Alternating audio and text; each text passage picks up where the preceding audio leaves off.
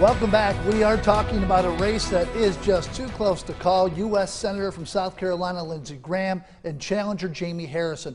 Polls have the two virtually tied with Election Day just around the corner. Political expert John Brazzini joining me now. John, appreciate the time. Let's talk about this big, important race here in South Carolina. We talked a few weeks ago about where these two stood in the race. Has anything changed? What's changed in that time?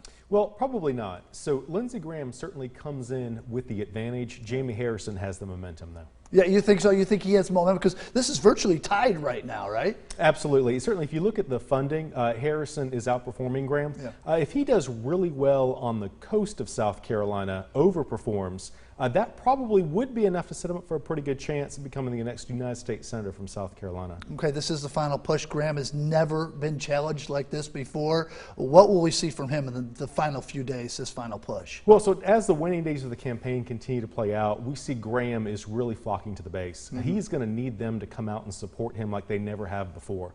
Again, he's trying to counteract Harrison's appeal to new voters, to first-time voters, and to folks maybe that have sat out the past couple of election cycles.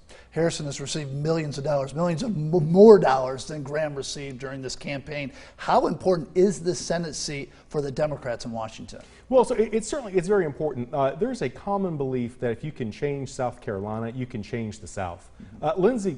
Jamie Harrison has set an all-time fundraising record for candidates running for the United States Senate. Mm-hmm. Lindsey Graham has been no slouch, so he has certainly set some Republican records. What happens on the Republican side in Washington if Graham loses? Well, they might have to start rethinking their Southern strategy. Are they sweating this a little bit? Probably, yeah, absolutely. You know, you do, and you've seen former Governor Nikki Haley come out. You see United States Senator Tim Scott. They're all cutting ads now for Lindsey Graham, again, trying to appeal to that Republican base to make sure that they turn out and vote this November. Yeah, we have been saturated with those ads. We say them all the time. Harrison really just keeps pounding away at what's happened to Lindsey Graham. That's been effective, hasn't it?